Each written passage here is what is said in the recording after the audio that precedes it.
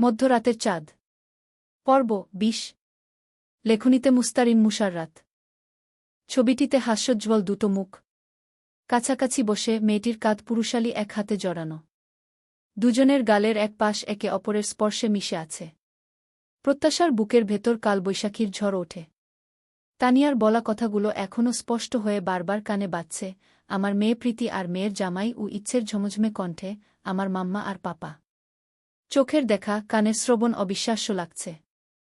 অদৃশ্য হাতে কান চেপে ধরতে চায় প্রত্যাশা। চোখের দৃষ্টি সরিয়ে নেয়া। ওর ছোট্ট নরম কোমল হৃদয়টা দুমড়ে-মুচড়ে নিঃশব্দে ছিঁড়ে পড়ছে। বইয়ের পাতা উল্টানোর মতো আচমকা কিছু দৃশ্য মন মস্তিষ্ককে ভেসে ওঠে। বিয়ে পাওয়া ছবি, সেদিন বাচ্চা মেয়েকে নিয়ে বাইকার নির্বই, নুপুর জোড়া, তারপর কাল মাঝরাতে অমন মুহূর্তে ইমার্জেন্সি বেরিয়ে যাওয়া। সব মিলে এক হচ্ছে এক মারণ সমীকরণে। মানতে মনটা নারাজ। তবুও সব কিছুই আঙুল তুলে প্রমাণ দিচ্ছে। যা দেখল আর শুনো সব সত্যি। এসব সত্যি হলে ওকে বিয়ে করার কারণ কি? আর বাড়ির লোকই বা জানে না কেন? উত্তর অজানা। তবে মন নিজেই উত্তর খুঁজে নেয়। আছে না কিছু খারাপ চরিত্রের মানুষ। দুই নৌকায় পা দিয়ে চলা, বাড়তি খাওয়া। প্রত্যাশার গা গুলিয়ে আসছে তীব্র ঘৃণা। উপরে ভদ্রতার লেবাস ধরা পৃথিবীর শ্রেষ্ঠ ঠক, প্রতারক, চিটারের ট্যাগ নীরব মাহবুবের নামের পাশে বসে যায় আপনা আপনি। গলার চেইনটাও যেন তীব্র বিদ্রুপ করে বলছে পিফর মানেই প্রত্যাশা নয়, প্রীতিও হতে পারে। প্রত্যাশার মনে পৃথিবীর সমস্ত ঘি ঘৃণা নীরবের প্রতি জমা হতে থাকে। প্রাইভেটের সময় হয়ে যাওয়ায় হ্যাপি কোনো দিকে না তাকিয়ে সরাসরি প্রত্যাশাকে তাড়া দিয়ে বলল, এই প্রত্যাশা, কি হলো? এভাবে সময়ের মতো দাঁড়িয়ে থাকবি নাকি? দেরি হয়ে যাচ্ছে তবু। প্রত্যাশার কোনো সাড়া না পেয়ে হ্যাপি হাত ধরে ঝাঁকি দিল। প্রত্যাশা সম্বিত ফিরে পেতেই অপ্রস্তুত গলায় বলল, হহু, কি হ্যাহু করছিস? চল তাড়াতাড়ি। লেট হলে স্যার বকবেগি। প্রত্যাশার হাত ধরে টান দিয়ে হ্যাপি গো করে হাঁটা ধরল। প্রত্যাশা এখনও অসাড়। মাথা হ্যাং। কি করবে বুঝতে পারছে না। এত বড় প্রতারণা মেনে নেওয়া যায়? সবার সামনে লয়াল সেজে থাকা লোকটার মুখোশ উন্মোচন করতে হবে। পা জোড়া থামিয়ে রাস্তায় দাঁড়িয়ে পড়ল প্রত্যাশা। বলল, তুই প্রাইভেটে যা, আমি বাসায় যাব। হ্যাপি বিরক্তি নিয়ে বলল, বাসায় যাবি মানে? কেন? হঠাৎ তোর আবার কি হলো? হতাশ শ্বাস ফেলে উত্তরে বলল প্রত্যাশা, আমার ভালো লাগছে না। বেশি প্রশ্ন করিস না প্লিজ গু। পড়তে এসেও প্রত্যাশার হুটহাট না পড়ে চলে যাওয়া আজ নতুন নয়। তাই হ্যাপি আর বেশি কিছু বলল না। তবে আজ লক্ষণীয় বিষয়, প্রত্যাশার মুখটা ফ্যাকাশে দেখাচ্ছে, স্বাভাবিক লাগছে না। হ্যাপি কপালে ভাঁজ ফেলে প্রশ্ন করল, তুই ঠিক আছিস? না মানে প্রত্যাশা, তোর কি শরীর খারাপ লাগছে? বল আমায়। আমি তোর সাথে যাই। বন্ধুর উদ্বেগ প্রকাশ দেখে প্রত্যাশা ম্লান মুখেও জোর করে হাসার চেষ্টা করল। ওকে চিন্তা মুক্ত করতে বলল, আরে না, আমি ঠিক আছি। কিচ্ছু হয়নি। এমনি পড়তে যেতে ইচ্ছে করছে না। তুই আমার জন্য কেন শুধু শুধু পড়া বাদ দিবি? তুই সব কিছু ঠিকঠাক বুঝে তুলে নিস, আমি পরে পাছে তোর খাতা থেকে তুলে নেবগু। বিদ্যুতের হলুদ বাল্বগুলোর মতো তোর পড়ার মুড যখন তখন ফুস করে ফিউজ হয়ে যায়। এই বলে হ্যাপি ঠোঁট চেপে হেসে এগিয়ে যায়। অন্যদিন হলে প্রত্যাশা পাল্টা দুষ্টুমি করত। আজ তা আর হয় না। ভিডের শহরেও ওর ভেতরটা আজ কেমন ফাঁকা, নিঃসঙ্গ। চারপাশে গাড়ি ঘোড়া, মানুষের কোলাহল, সবই যেন অনাহুত।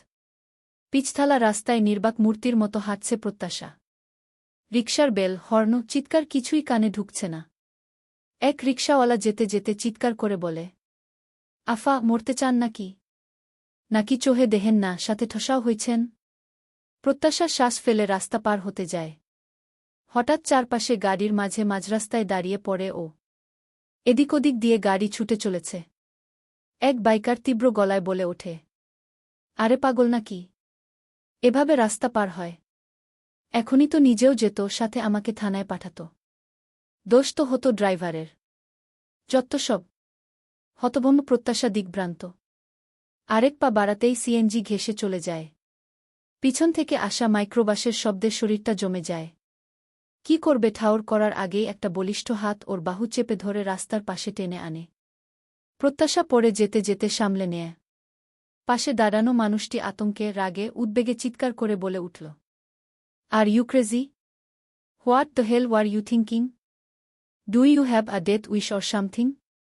সামনের চেনা মুখটির দিকে তাকায়, তবে জবাব দেওয়ার প্রয়োজন বোধ করে না।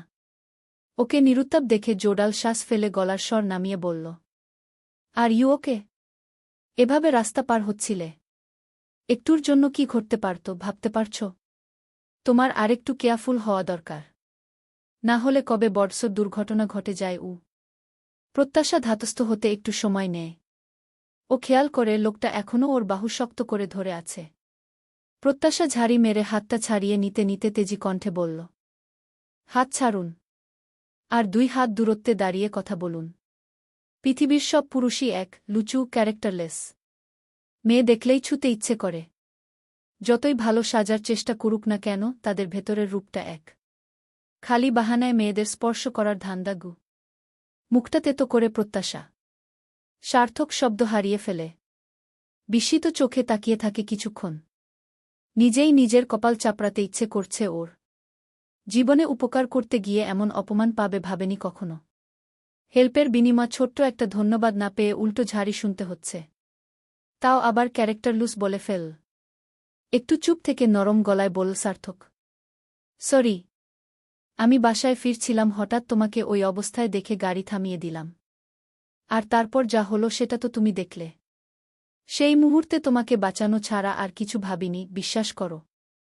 I had no other intention. প্রত্যাশা কোনো উত্তর না দিয়ে নিঃশব্দে দাঁড়িয়ে থাকে। সার্থক এবার একটু চিন্তিত হয়ে তাকায় ওর দিকে। তীক্ষ্ণ চাহনিতে চেয়ে জিজ্ঞেস করল, তোমাকে কেমন যেন লাগছে? না মানে তোমাকে স্বাভাবিক লাগছে না? কিছু মনে না করলে লিফট নিতে পুই। কথার মাঝেই প্রত্যাশা ছ্যাত করে উঠে বলল, আরে থামেন তো, দরকার নেই। No need lift. সার্থকের মুখটা কাচুমাচু হয়ে এল।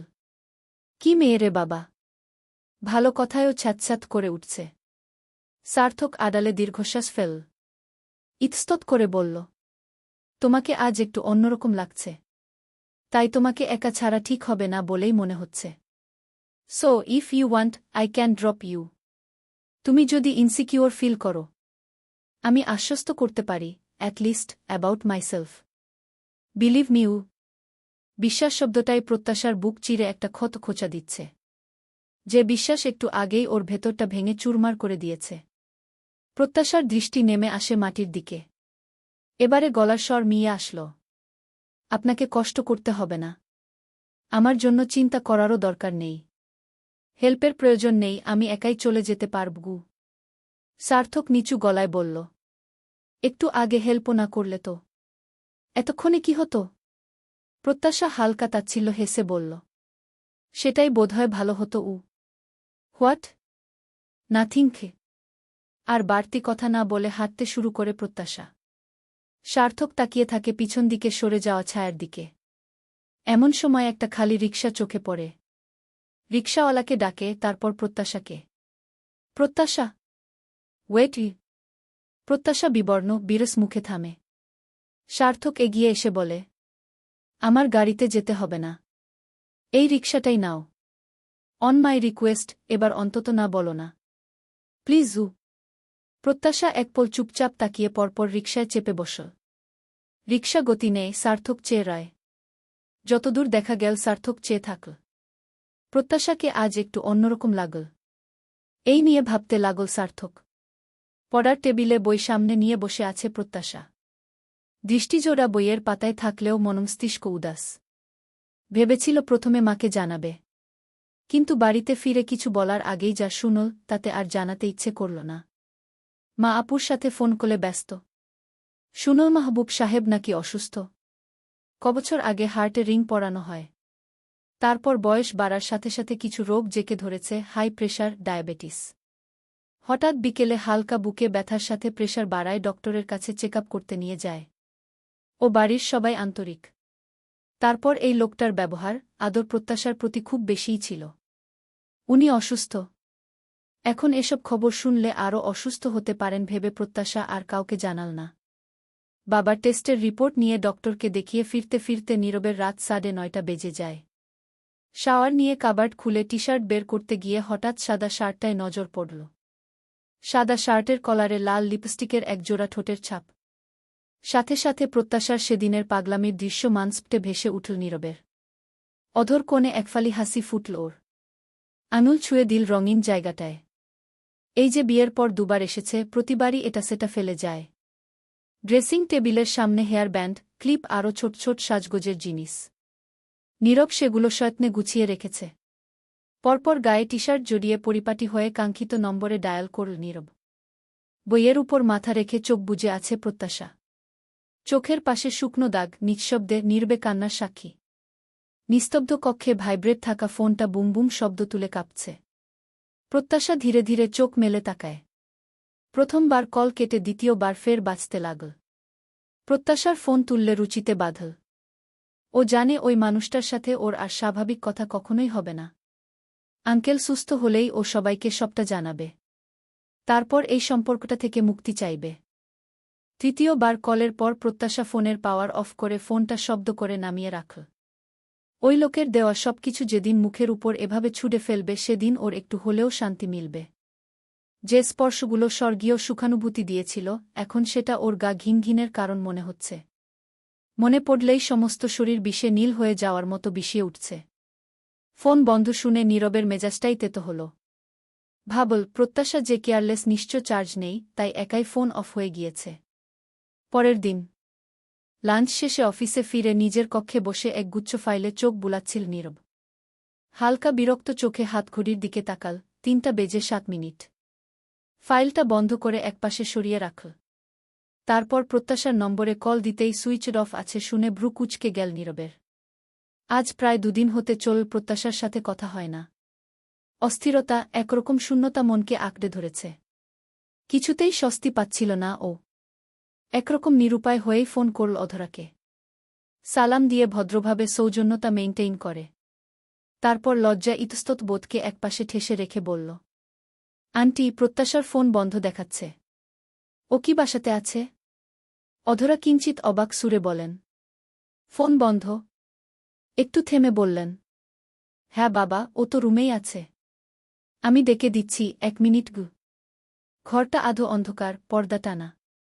বাইরে দুপুর হলেও ঘরের ভেতরটা যেন বিষণ্ণ অন্ধকারে ঢাকা। অধরা ডেকে উঠলেন, প্রত্যাশা, তোর ফোন বন্ধ কেন? নীরব ফোন করেছে গু। প্রত্যাশা বালিশে মুখ গুজেছিল। ঝিম ধরা গলায় বলল, চার্জ শেষ হয়ে গেছে বোধহয়। নীরব লাইনেই আছে। এই নাও, কথা বলক। অধরা ফোনটা প্রত্যাশার হাতে দিয়ে প্রস্থান করে। মায়ের সামনে কিছু বলতে না পেরে অনিচ্ছা নিয়ে ফোনটা কানে তুলল প্রত্যাশা। ওপাশ থেকে শান্ত কণ্ঠে ডাক এল, প্রত্যাশা। ডাকটার ভেতরে কি ছিল জানে না প্রত্যাশা, কিন্তু বুকের ভেতরটা হঠাৎ করে হাহাকার করে উঠল। প্রত্যাশা নিরুত্তর রইল। শুধু নিঃশ্বাসের শব্দ ভেসে এল।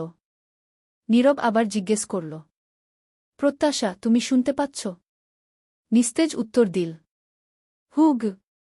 কি হয়েছে তোমার? ফোন দাও না, আমি দিলে ধরো না, আর এখন তো কথাও বলছ না। তুমি আজকাল বড্ড জ্বালাচ্ছ আমায় গু। প্রত্যাশা চোখ বন্ধ করে ফেল। রাগ, ক্ষোভ আর ঘৃণা ওকে ভেতর থেকে জর্জরিত করে দিচ্ছে। একটা মানুষ এত নিখুঁত অভিনয় কি করে করতে পারে? সেদিন রাতে নীরবের বলা সব কথাই মিথ্যে ছিল? সবই অভিনয়? প্রত্যাশা তাচ্ছিল্য হেসে তেড়া সুরে বলল, সমস্যা নেই, আপনার তো কথা বলার লোকের অভাব নেই, তাই না? নীরব কপাল কুঁচকে বলল, মানে? প্রত্যাশা হঠাৎ আচমকা জিজ্ঞেস করল। নীরব, আপনার লাইফে ভালোবাসি কথাটা সর্বপ্রথম কাকে বলেছেন? মেয়েটা ইম্যাচিউর। তাই ওর এহেন প্রশ্নে অবাক না হয়ে নীরব হাসল। নিঃশব্দে হেসে বলল, আমার বুকে? আমাকে নয়। রাইট? ও প্রত্যাশা, হেয়ালিপূর্ণ কথা বন্ধ করো। তুমি ছাড়া আমার আর কটা বউ আছে শুনি? সেটার সঠিক হিসাব আপনি জানেন। আমি জানি না। ভবিষ্যতে সংখ্যা বাড়লেও অবাক হব না আগে। তুমি নিশ্চয়ই কিছু একটা নিয়ে অভিমান করেছ। প্লিজ স্পষ্ট করে বলো। না বললে আমি বুঝব কি করে? প্রত্যাশা নিরুত্তাপ থাকল। নীরব ভাবল, বন্ধুরা বলে, মেয়েরা বিয়ের প্রথম বরের সাথে একান্তে থাকতে চায়, বরের সাথে সময় কাটাতে চায়। সত্যিই তো ব্যস্ততা, কাজ, ঝামেলা সব মিলিয়ে প্রত্যাশাকে একদমই সময় দেওয়া হয়নি। নীরব হালকা কেশে বলল, প্রত্যাশা সন্ধ্যায় রেডি হয়ে থেকো। আমরা লং ড্রাইভে যাব। তারপর ক্যান্ডেল লাইট ডিনারে। আমি তোমার বাসায় ফোন করে বলে রাখব। ঠিক সন্ধে 7টার আগেই রেডি হয়ে থেকো। বাই। রাগে আর অদ্ভুত এক হতাশায় প্রত্যাশার শরীর কাঁপছিল। একদম নিঃশব্দে ফোনটা নামিয়ে রাখে ও। নিহারিকা কিচেন থেকে পায়েসের বাটি এনে টেবিলে নামিয়ে রাখতেই দরজার কলিং বেলটা বেজে উঠল। পরিছুটিতে শর্মিলা আনিশাকে নিয়ে পার্কে, মাহবুব সাহেব হাঁটতে গেছেন, ছেলেরা বাইরে, বাড়িতে শুধু তিনি আর নীলা। শাড়ির আঁচল দিয়ে কপালের ঘামটুকু মুছে দরজা খুলতেই চোখ কপালে উঠল। একরাশ বিস্ময় নিয়ে বলে উঠলেন, তুমি? উত্তর আসার আগেই আরেক দফা চমকালেন। প্রত্যাশার পাশে গোলাপি রঙের ফ্রক পরে একটা আদুরে পুতুলের মতো দেখতে বাচ্চা মেয়েকে দেখে নিহারিকা ইশারা করে বললেন, বাচ্চা মেয়েটাকে কে? আর তুমি এই সময় হঠাৎ? বাচ্চা মেয়েটা আপনার ছেলের খুব পরিচিত। নীরবের পরিচিত? জিডিউ। প্রত্যাশার হেয়ালিপূর্ণ কথা শুনে নিহারিকার বদনে বিরক্তির ছায়া গাঢ় হয়। বলা নেই কোয়া নেই। প্রত্যাশার হঠাৎ আগমনে মনে মনে অসন্তুষ্ট হন নিহারিকা। কিছু বলতে গিয়েও চুপ রইলেন। শেষে শোনা যাবে নীরবই এনেছে।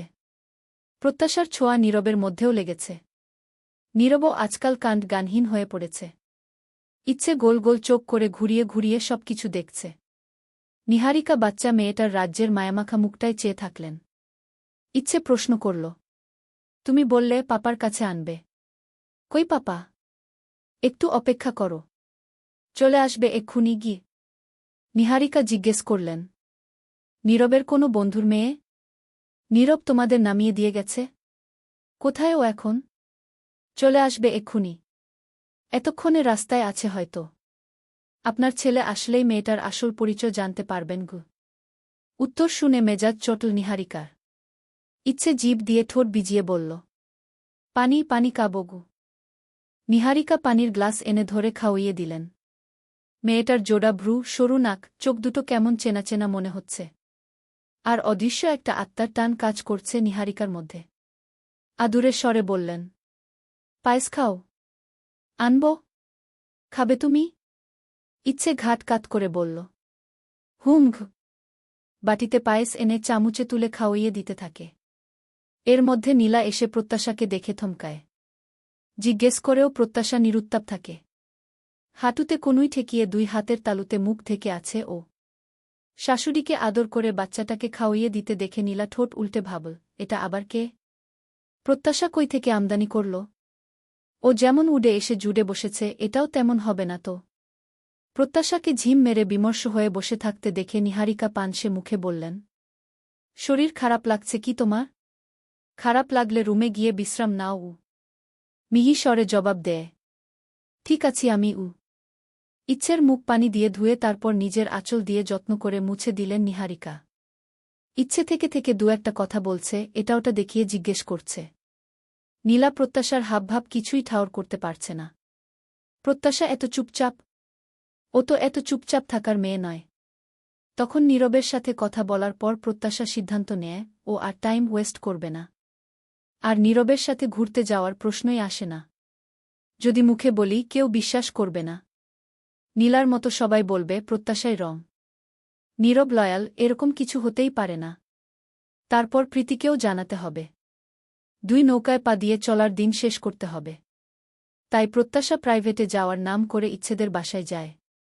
ইচ্ছে গার্ডেনে মনার সাথে খেলছিল। প্রত্যাশা ইচ্ছেকে ভুজুং বুঝিয়ে নিজের সাথে আনে। মনা দিবে না। ম্যাডাম স্যার রক্ষে রাখবে না। প্রত্যাশা নিজের ফোনে নীরবের ছবি দেখিয়ে বলে উনি নিতে বলেছে। আরও হেনত্যানো বুঝ দিয়ে ইচ্ছেকে নিয়ে আসে। তারপর সেকেন্ড কাজ ছিল নীরবকে মেসেজ দেওয়া। প্রত্যাশার বিশ্বাস নীরব সন্ধ্যার আগেই আসবে। ইচ্ছে বারবার জিজ্ঞেস করছে, ওই পাপা কই? আমি বাসায় যাব। মাম্মা বকবে গু। একটু অপেক্ষা করো সোনা। তোমার পাপা আসবে, মাম্মাও আসবে গি। ইচ্ছের মা আসবে। মেয়েকে খুঁজতে নিশ্চয় আসবে। মনার কাছে এসপি নীরবের ঠিকানা দিয়ে আসছে প্রত্যাশা। আজ সবাইকে মুখোমুখি হতে হবে। ইচ্ছে, প্রীতি, এদের সামনে নীরবকে সত্যিটা বলতে হবে। প্রত্যাশার কথা তখন আর কেউ হেসে উড়িয়ে দিতে পারবে না। যেমন বিয়ের দিন ছবিটার কথা বলেও কোনো লাভ হয়নি। আজ ছবি নয়, জলজ্যান্ত প্রমাণ সামনে থাকবে। কিছুক্ষণ পর বেল বাজতেই নীলা দরজা খুলে দেয়া। নীরব সৌজন্যমূলক কথা বলে ভেতরে আসতে থাকে। ইচ্ছে নিহারিকার সাথে গল্প করছে। নিহারিকা কথার ফাঁকে প্রত্যাশাকে পর্যবেক্ষণ করছে। নীরব এগিয়ে আসতেই ইচ্ছে লাফিয়ে উচ্ছ্বসিত স্বরে বলল, ওই তো পাপা এসেছে। এক গাল হেসে ইচ্ছে এলোমেলো পা ফেলে দৌড়ে গেল। নীরব অবাক। ইচ্ছে দুই হাতে নীরবের কোমর জড়িয়ে ধরল। মাথাটা উঁচিয়ে বলল, পাপা। নীরব ঝুঁকে দুই হাতে ইচ্ছের গাল আজলে ধরল। অপ্রস্তুত কণ্ঠে বলল, ইচ্ছে, তুমি এখানে গি। বলতে বলতে দৃষ্টি গেল সোফায় বসা প্রত্যাশার দিকে। দুই হাতে কপাল চেপে ধরে আছে। ইচ্ছের এরূপ সম্বোধনে নিহারিকা, নীলা দুজনেই তাজ্জব বনে যায়। নীলা বিটবিট করে আওড়ায়, লে বাবা, আমার পরে বিয়ে হয়ে নীরব প্রত্যাশা এত বড় বাচ্চা পেল কই থেকে? পরপর জিভ কামড়ে ফের বিটবিট করে বলল, ধুরু, আমিও না কি যা তা বোকার মতো ভাবছি। বাই দ্য ওয়ে, বাচ্চা মেয়েটা নীরবকে পাপা ডাকছে কেন?